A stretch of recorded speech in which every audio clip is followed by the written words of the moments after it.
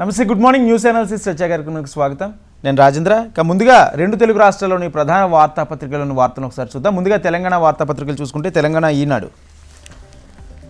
ఈనాడుకి సంబంధించి చూసుకుంటే ఇక బ్యాండ్ ఐటమ్గా గ్లోబల్లో గుర్తుండిపోయేలా ప్రతిష్టాత్మకంగా తెలంగాణ రైజింగ్ సమ్మిట్, సమీపంలోని 3 హెలిప్యాడ్లు, 10 జీబీపీఎస్తో నిరంతర ఇంటర్నెట్ సేవలు, కట్టుదిట్టమైన భద్రత, అణువణువున తనిఖీలు, ఏర్పాట్లపై ఉన్నతాధికారుల సమీక్ష. ఫ్యూచర్ సిటీలో గ్లోబల్ రైజింగ్ సమ్మిట్ ప్రాంగణంలో సిద్ధమవుతున్న భారీ సెమినార్ హాళ్లు, కొనసాగుతున్న సదును చేసే పనులు.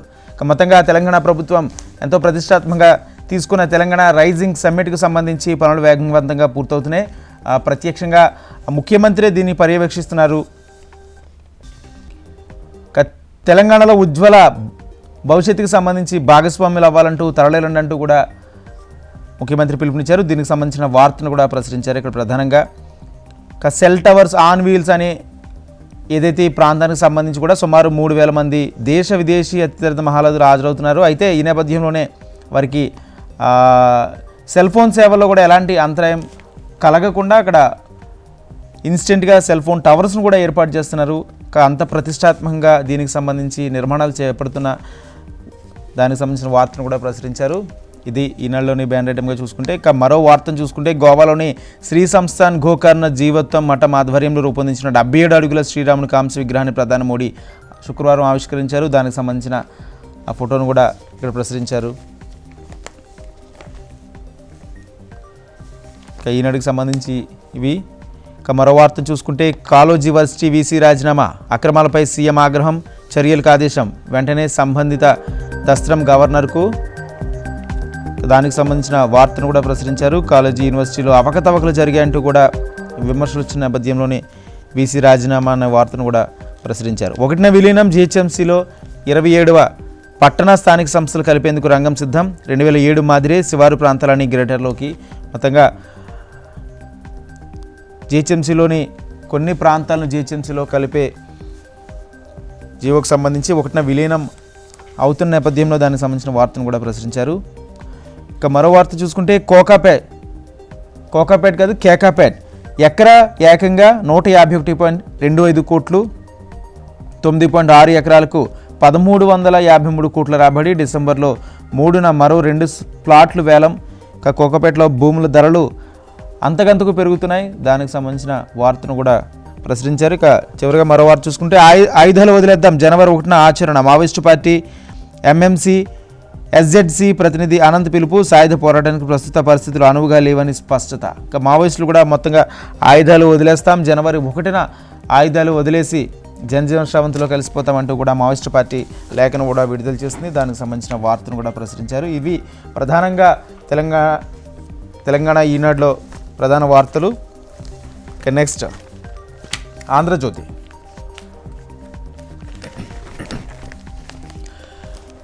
ఆంధ్రజ్యోతిలో బ్యాన్ ఐటమ్ చూసుకుంటే సర్పంచ్ గిరి వేలం వెర్రి, ఏకగ్రీవాల మాటన లక్షల్లో వేలంపాట్లు. గద్వాల జిల్లాలో 2వ రోజు 12 గ్రామాల ఏకగ్రీవం.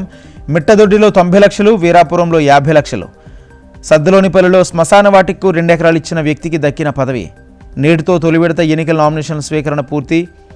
4,236 ఎకరాల సర్పంచులకు 8,198 నామినేషన్లు. బలవంతపు ఏకగ్రీవాలను హైకోర్టులో సవాల్ చేస్తాం. నిఘా వేదిక, స్థానిక ప్రభుత్వాల సాధికారత వేదిక, గిరిజన ఓటరు ఒక్కరూ లేరు, అయినా ఎస్టీలకు రిజర్వ్. అమరాబాద్ మండలంలో 5 గ్రామాల పరిస్థితి ఇదే విధంగా ఉంది. ఇక మొత్తంగా ఏకగ్రీవాలు జరుగుతున్నాయి. తెలంగాణలో సర్పంచ్ ఎన్నికల నేపథ్యంలోనే ఏకగ్రీవాలు జరుగుతున్నాయి. కొన్ని చోట్ల గ్రామ అభివృద్ధికి సంబంధించి నిధులు కేటాయిస్తుంటే అదేవిధంగా గ్రామ అభివృద్ధి అవసరాలకు సంబంధించి భూములు కూడా ఇస్తున్నారు అభ్యర్థులు. సద్దలోనిపల్లిలోని ఆ గ్రామానికి సంబంధించి శ్మశాన వాటికి 2 ఎకరాలు ఇచ్చిన వ్యక్తికి సర్పంచ్ పదవి ఏకగ్రీవంగా కట్టబెట్టారు. అయితే మరోపక్క బలవంతపు ఏకగ్రీవాల్లో హైకోర్టులో సవాల్ చేస్తామంటూ కూడా కొన్ని వాదనలు వినిపిస్తున్నాయి. దానికి సంబంధించిన వార్తను కూడా ప్రచురించారు. ఎన్నికల ప్రక్రియను ఆపలం, బీసీలో కేటగిరీల వారీగా రిజర్వేషన్ ఖరారు చేయకపోవడంపై petition. Chief justice Aparesh Kumar Singh, justice Mohiuddin ధర్మాసనం విచారణ. రిజర్వేషన్లో జీవో 46పై స్టేకు హైకోర్టు నిరాకరించింది. ప్రభుత్వానికి రాష్ట్ర ఎన్నికల సంఘానికి నోటీసులు కూడా జారీ చేసింది. దానికి సంబంధించిన వార్తను కూడా ప్రచురించారు. ఇక మరో వార్త చూసుకుంటే ఉజ్వల్ తెలంగాణలో మీరు 3,000 మందిని తెలంగాణ రైజింగ్ గ్లోబల్ సమ్మిట్కి ఆహ్వానిస్తున్న ప్రభుత్వం. ప్రముఖులకు సీఎం రేవంత్ రెడ్డి పేట లేఖలు. సదస్సుకు బ్రిటన్ మాజీ ప్రధాని టోనీ బ్లెయిర్, ఆనంద్ మహీంద్ర తదితరులు ముగింపు ఘట్టానికి అతిథిగా మెస్సీ. ఇక ప్రత్యేక ఫుట్బాల్ మ్యాచ్ నిర్వహణ. ఇక తెలంగాణ రైజింగ్ గ్లోబల్ సమ్మిట్కి సంబంధించి ఏర్పాట్లు చకచకా పూర్తవుతున్నాయి. దానికి సంబంధించిన వార్తను కూడా ప్రచురించారు. ఇక మరో వార్త చూసుకుంటే కాలేజీ హెల్త్ యూనివర్సిటీ వీసీ రాజీనామా. పీజీ వైద్య విద్యా పరీక్షల్లో ఫలితాల అక్రమాలపై తీవ్ర దుమారు నేపథ్యంలో వర్సిటీ అధికారుల నిబంధనలకు విరుద్ధంగా వ్యవహరించినట్లు విచారణలో వెల్లడి. ప్రభుత్వానికి రాజీనామా లేఖ పంపిన వైస్ ఛాన్సలర్. ఈ ఏడాది మార్చి 18న వీసీగా నియమితులైన డాక్టర్ నందకుమార్ రెడ్డి. కాలేజీ వర్సిటీ వ్యవహారంపై సీఎం ఆగ్రహం. బాధ్యులపై కఠిన చర్యలకు ఆదేశాలు కూడా జారీ చేశారు. కాలేజీ హెల్త్ యూనివర్సిటీకి సంబంధించి అవకతవకలకు సంబంధించిన వార్తను కూడా ప్రచురించారు. ఇక మరో వార్త చూసుకుంటే పక్కా ప్లాన్తో మత్తు వదిలించారు. ఇక క్షేత్రస్థాయిలో నిఘా పెట్టిన నైజీరియా డ్రగ్స్ రాకెట్ను చిత్తు చేసిన ఈగల్ బృందం. మల్నాడు రెస్టారెంట్ నుంచి ఢిల్లీ వరకు మత్తు నెట్వర్క్ గుట్టు విప్పిన కొరియర్ పార్సిల్, వస్త్రాలు, పాదరక్షల పార్సిల్లో మత్తు పదార్థాలు. దేశవ్యాప్తంగా 2000 మందికి డ్రగ్స్ సరఫరా. సూత్రధారితో పాటు 50 మంది అరెస్ట్.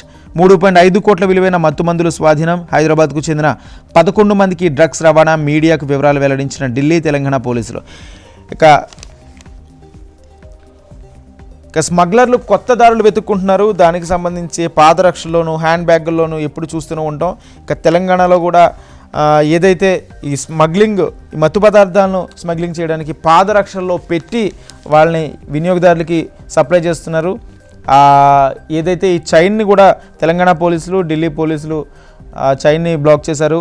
దానికి సంబంధించి 11 మంది తెలంగాణకు చెందిన వాళ్ళని కూడా అరెస్ట్ చేసినట్టు కూడా తెలుస్తుంది. దీనికి సంబంధించిన వార్తను కూడా ప్రచురించారు. ఇక ఆర్థిక మబ్బురం. చైనాను మించిన భారత వృద్ధి రేటు. సెప్టెంబర్ త్రైమాసికంలో 8.2, 6 త్రైమాసికాల గరిష్టం. అమెరికా సొంకాల నేపథ్యంలో రికార్డు స్థాయి ప్రగతి. కలిసొచ్చిన తయారీ, సేవా రంగాల జోరు. జీఎస్టీ సంస్కరణలు. శరవేగంగా వృద్ధి చెందిన ఆర్థిక వ్యవస్థగా అగ్రస్థానం. మా ప్రభుత్వ విధానాలు, సంస్కరణల ఫలితంగా ఆర్థిక వృద్ధి రేటు పెరుగుతుందంటూ కూడా ప్రధాని మోడీ వ్యాఖ్యానించిన నేపథ్యంలో దానికి సంబంధించిన వార్తను కూడా ప్రశ్నించారు. ఇంకా మరో వార్త చూసుకుంటే ప్రధానంగా ఏదైతే అయ్యప్ప భక్తుల సీజన్ కాబట్టి ఇది చాలామంది తెలుగు రాష్ట్రాల నుంచి, ఎక్కువగా తెలుగు రాష్ట్రాల నుంచి, ఇంకా మిగిలిన రాష్ట్రాల నుంచి కూడా అయ్యప్ప దీక్ష చేపట్టి శబరిమలకు వెళ్తుంటారు. ఇటువంటి వాళ్ళకు కూడా కేంద్ర ప్రభుత్వం మరో పౌర విమానయాన శాఖ శుభవార్త చెప్పింది. విమానంలో ఇరుముడిని తీసుకువెళ్లొచ్చు. అయ్యప్ప భక్తులకు పౌర విమానయాన శాఖ శుభవార్త. క్యాబిన్ బ్యాగేజ్ నుంచి అనుమతి ఇచ్చేందుకు ఓకే. జనవరి 20 వరకు మాత్రమే వెసులుబాటు. కేంద్ర మంత్రి రామ్మోహన్ నాయుడు స్పష్టం చేశారు. ఇప్పటిదాకా చెక్-ఇన్ లగేజ్లో అనుమతి. అయితే దీనికి సంబంధించి ఇప్పుడు కూడా తీసుకువెళ్ళొచ్చని కూడా అనుమతి ఇచ్చారు. అయితే ఏదైతే అయ్యప్ప భక్తులు ఉంటారో, అయ్యప్ప మాలధారణ చేసి శబరిమల వెళ్ళేవారు, విమాన ప్రయాణం చేసేవారు కూడా ఇప్పటి వరకు ఇరుముడిని బ్యాగేజ్లో పెట్టుకుని వెళ్లాల్సి వచ్చేది. కానీ ఇప్పుడు జనవరి 20 వరకు వెసులుబాటు కల్పించారు. ఇరుముడిని స్వయంగా వారి క్యాబిన్లోకి తీసుకువెళ్ళొచ్చు. జనవరి 20 వరకు కూడా ఈ వెసులుబాటును కల్పించింది కేంద్ర పౌర విమానయాన శాఖ. ఒక మంచి శుభవార్త అని చెప్పొచ్చు అయ్యప్ప భక్తులకి. దానికి సంబంధించిన వార్తను కూడా ప్రచురించారు. ఇది ఆంధ్రజ్యోతి చూసుకుంటే. నమస్తే తెలంగాణ.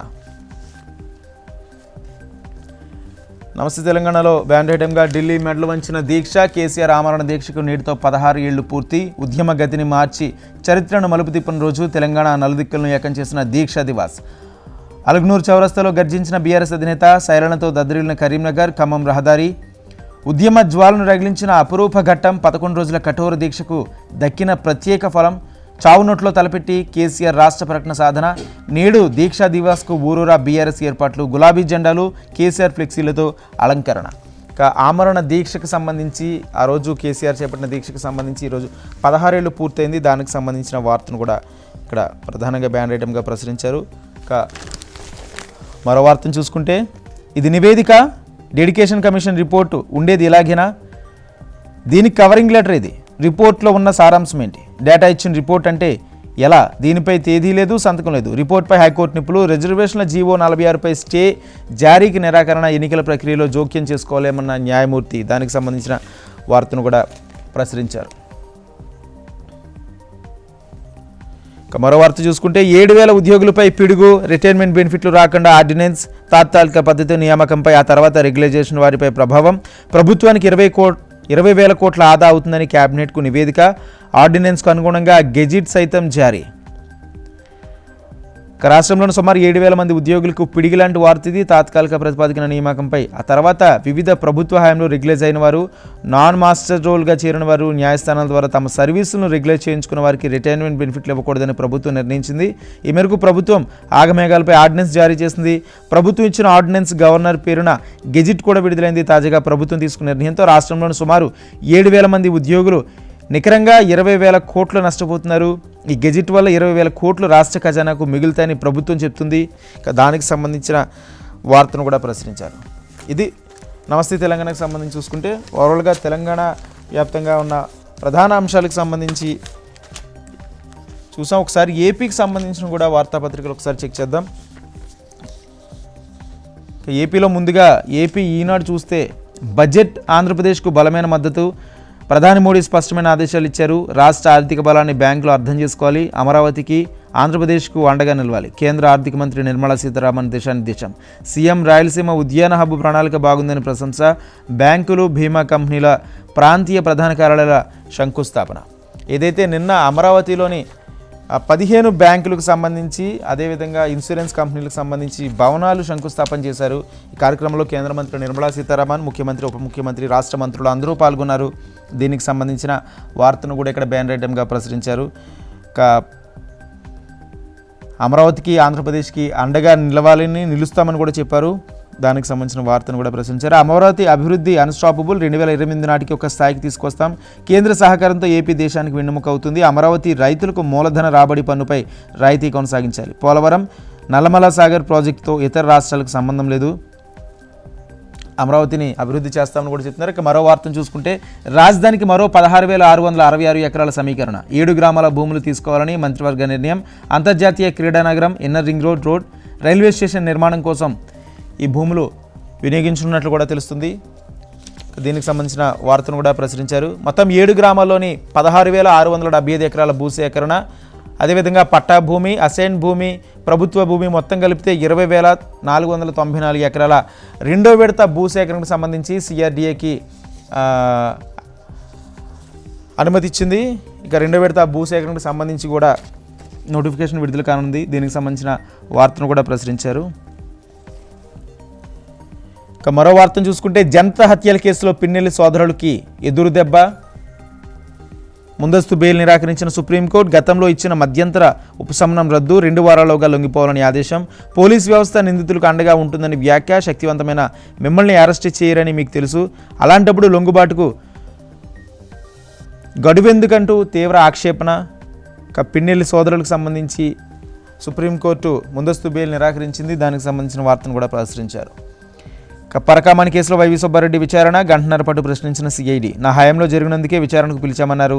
విలేకరులతో సుబ్బారెడ్డి కీలక వ్యాఖ్యలు వెల్లడించారు. అయితే పరకామణి కేసుకు సంబంధించి ఎవరు దోషులైనా కఠినంగా శిక్షించాలంటూ కూడా వైవి సుబ్బారెడ్డి నిన్న మీడియాతో మాట్లాడుతూ తెలిపారు. సిఐడి విచారణ అనంతరం దానికి సంబంధించిన వార్తను ప్రచురించారు. నెక్స్ట్ ఆంధ్రజ్యోతిలో కూడా ఇదే వార్తను బ్యానర్ ఐటమ్గా ప్రచురించారు. అమరావతి ఆర్థిక నగరం, బాబు సంకల్పం, మోడీ సహకారం, ఒకే రోజు 15 ఆర్థిక సంస్థలకు శంకుస్థాపన. ఇలా జరగడం దేశంలో ఇదే ప్రథమం. అమరావతి పునఃప్రారంభ బ్రహ్మయజ్ఞం, చంద్రబాబు సారథ్యంలో బలమైన రాజధాని. అందుకు అనుగుణంగా రాష్ట్రంలో బ్యాంకింగ్, రాష్ట్ర ఆలోచనలు సహకారానికి చేరుతున్నవాలి. నాడు హైదరాబాద్లో, నేడు అమరావతిలో చంద్రబాబు చేతుల మీదుగానే ఫైనాన్షియల్ డిస్ట్రిక్ట్స్. కేంద్ర ఆర్థిక మంత్రి నిర్మలా సీతారామన్. అమరావతిలో నిన్న అమరావతి అభివృద్ధికి సంబంధించి 15 బ్యాంకులకు సంబంధించి శంకుస్థాపన చేశారు. ఆ శాశ్వత భవనాలకు సంబంధించి దానికి సంబంధించిన వార్తను ప్రచురించారు.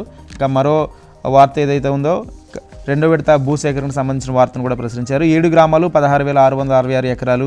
అమరావతిలో రెండో విడత భూసేకరణకు క్యాబినెట్ గ్రీన్ సిగ్నల్.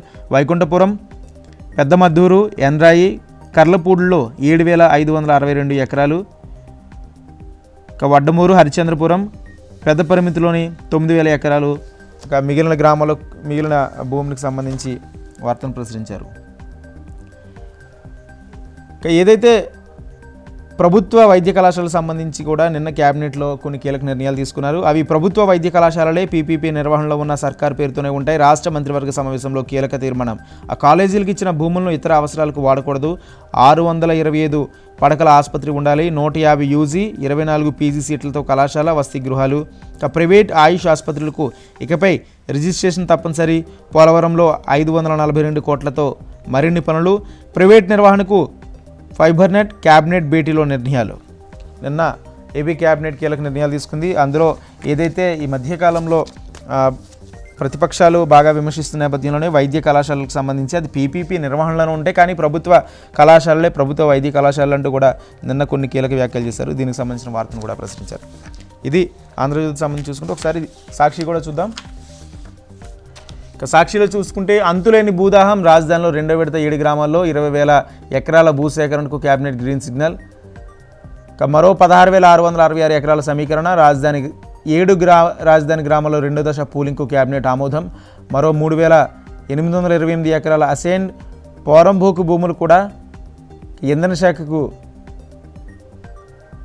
3,000 ఎకరాలు భూమి. దీనికి సంబంధించిన వార్తను కూడా ప్రచురించారు. ఇక సాక్షిలో క్యాబినెట్ సాక్షిగా బట్టబయలు. విశాఖలో అదానీ డేటా సెంటర్కు 480 ఎకరాల కేటాయింపు. అదానికి గూగుల్ నోటిఫైడ్ పార్ట్నర్గా గుర్తిస్తూ మంత్రివర్గం ఆమోదం. వైఎస్ఆర్సీపీ ప్రభుత్వానికి క్రెడిట్ వస్తుందని కప్పిపుచ్చిన బాబు. వైఎస్ జగన్ హయాంలోనే అదానీ డేటా సెంటర్కు భూమి కేటాయింపు, శంకుస్థాపన. సముద్రంలో కేబుల్ ఏర్పాటుకు సింగపూర్ ప్రభుత్వానికి నాడే లేక. ఇక దానికి సంబంధించిన వార్తను కూడా ప్రచురించారు. ఇక మరో వార్త చూసుకుంటే దక్షిణ గోవాలోని 77 అడుగుల ఎత్తైన శ్రీరాముడి విగ్రహ ఆవిష్కరణలో ప్రధాని మోడీ పాల్గొన్నారు. దానికి సంబంధించిన వార్తను కూడా ప్రచురించారు. దక్షిణ గోవాలోని 77 అడుగుల శ్రీరాముడి విగ్రహాన్ని కూడా నిన్న మోడీ ప్రారంభించారు. దానికి సంబంధించిన వార్తను ప్రచురించారు. ఇవి మొత్తంగా 2 తెలుగు రాష్ట్రాల్లో ఉన్న వార్తాపత్రికల్లోని ప్రధాన వార్తా అంశాలు. ఇక డిబేట్లోకి వెళ్లే ముందు షార్ట్ బ్రేక్ తీసుకుందాం. Stay with us.